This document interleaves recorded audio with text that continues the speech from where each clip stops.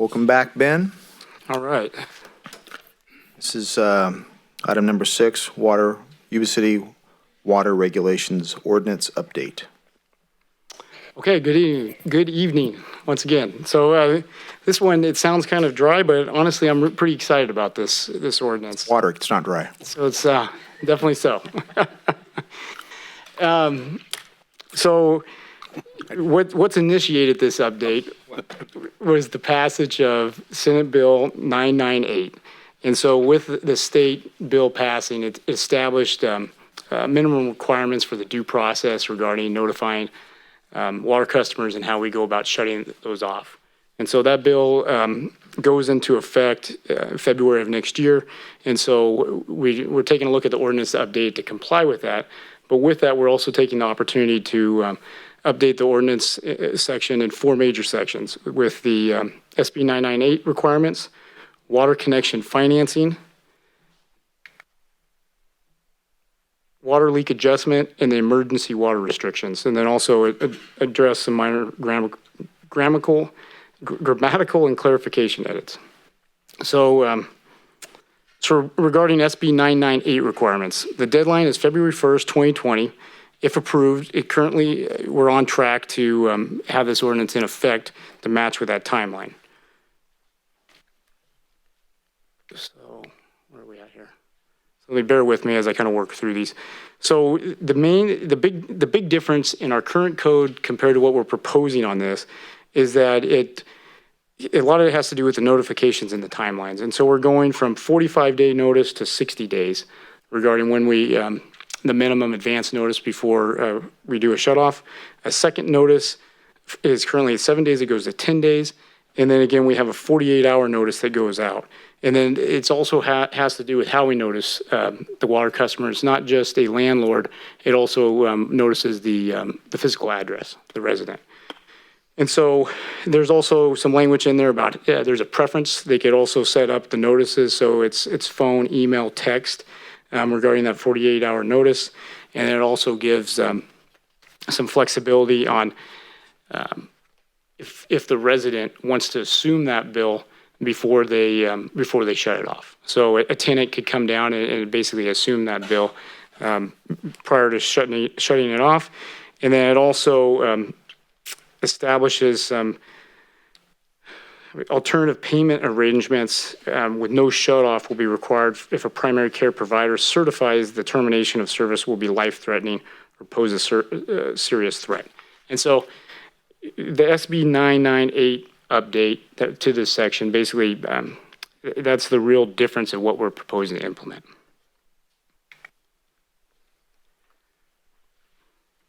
Go too far? I did.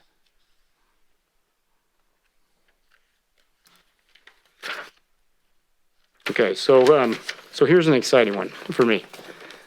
That is, so it's water connection financing. And so over the past history and input from potential residents that are on a well or new developments that's trying to do infill, we're constantly giving quotes out to people to say, hey, what does it cost to connect to city water?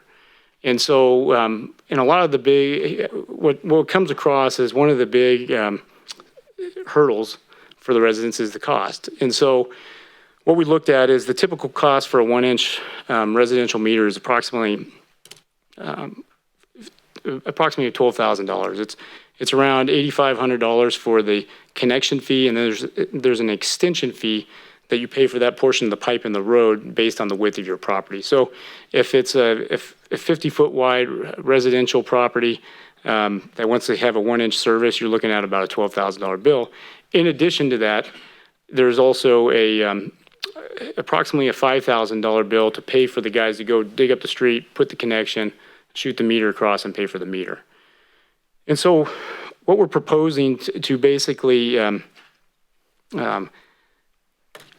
so I want to make sure that this is also clear that this is a policy decision for the council to decide if, what, and when, how we do this. And so what I've proposed to you before is basically what staff feels is reasonable and with some consideration on what we've seen other agencies do. is that we're looking at giving the owner or the developer the option to finance that connection, that $12,000 fee for a residential house. And it could be for any, right now, we haven't limited to commercial, residential, or certain numbers of properties. But basically, we're saying take that fee amount and put it as a lien for a 10-year term with an interest rate and a cost for administering the lien, and then give them that option to finance it. And then should somebody come in and say, hey, Ben, I want to finance that $12,000, we would come back to city council with that assessment and set up that assessment on the property. You know, I don't know if it's best if you want to answer questions as we're going through it or to the end, but so I'm happy to take however we want to do it. So the next one is regarding to a water leak adjustment. So this is another policy decision regarding, we get a lot of feedback where there's a break in the line underneath the driveway that nobody knows about because we only read the meters the first of the month. And then, so by the time they know about this broken water line, it's already about a month and a half into it. And so you have, so this is a tool basically that establishes specific criteria that if they meet this criteria on the amount of the leak, if they come in with the right amount of time and they prove that they've repaired the leak, it gives a credit on the bill. It gives finance basically a tool to credit that 1 month with a maximum cap of $500 onto the bill for those customers. And with that,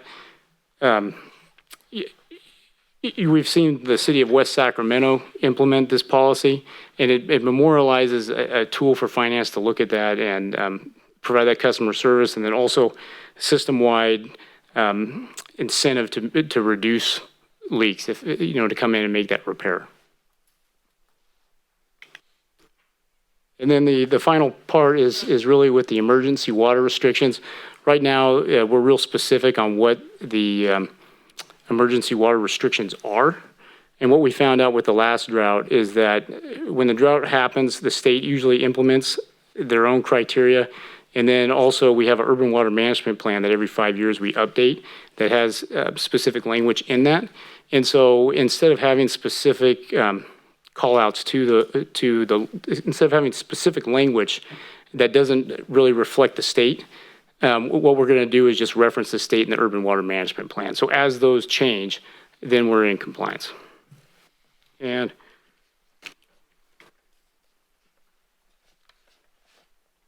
then also, we'll just make sure on the ordinance, the enacting ordinance, section 3, we wanted to remove the legislative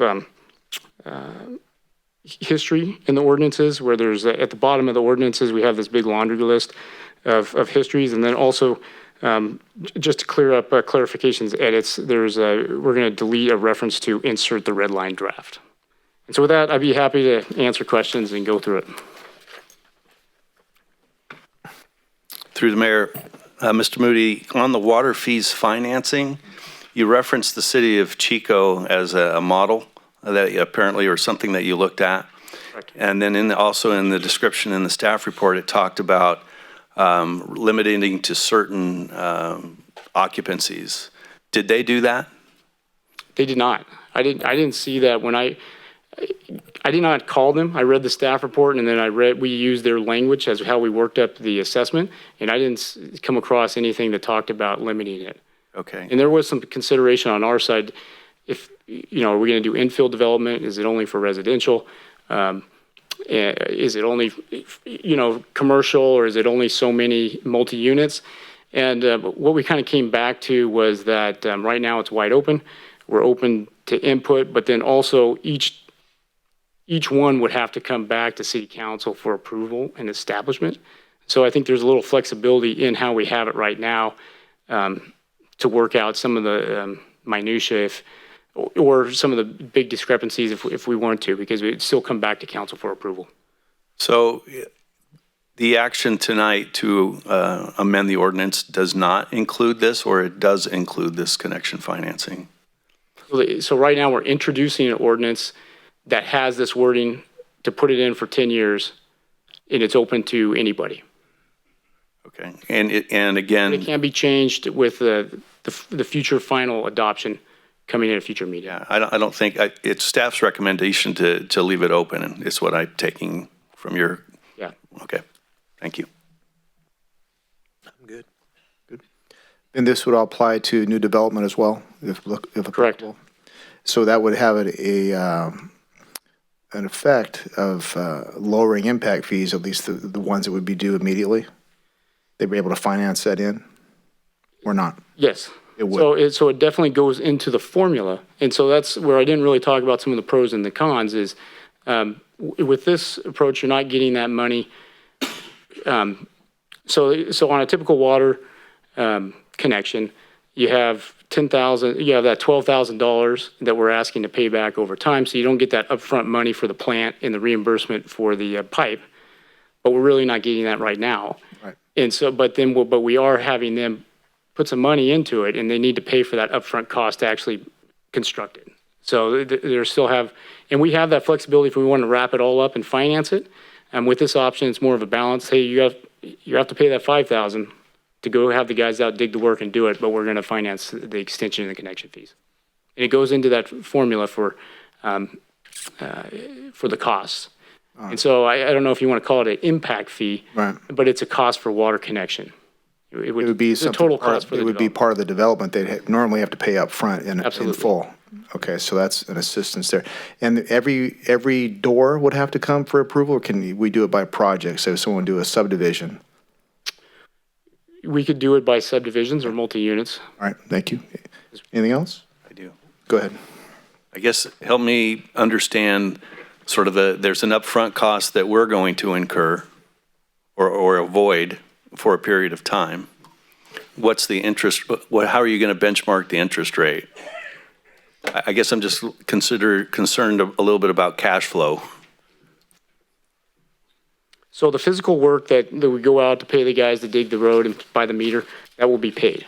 So at the time, they'll come in, pull a building permit, or through one of our processes and pay for the physical cost for constructing it. And then with the financing of the connection and the extension fee, got it in here. The 10-year lien, an interest rate equal to the rate of cash held in pooled investments as calculated and published for the previous fiscal quarter, together with all pertinent documents and fees required by this section, is filed in the office of the engineer, plus 2% annual interest and an annual administrative fee of 2%. So it's an interest rate based on our cash flow plus 2%. And then we have a 2% administration fee. And so that will, when I come back, so tomorrow somebody wants to connect, we'll basically do a report. It says it's $12,000. The payments for 10 years is so much, and we'll calculate in that interest rate, and we'll work with finance to look back at that LAIF rate for the last 3 months at that time. So it's the LAIF rate? Yep. Okay. Well, part of the calculation is That's LAIF. 2%. Okay. Thank you. All right. Anybody from the public care to comment? Nothing? All right, we'll bring it back to council. Through the mayor, Yes. I'd like to make a recommendation to introduce ordinance amending the Yuba City Municipal Code, Title 6, Chapter 6, Yuba City Water Regulations, and waive the first reading. I'll second. All right, all those in favor? Aye. Opposed? Aye. None. Thanks, Ben. Thank you.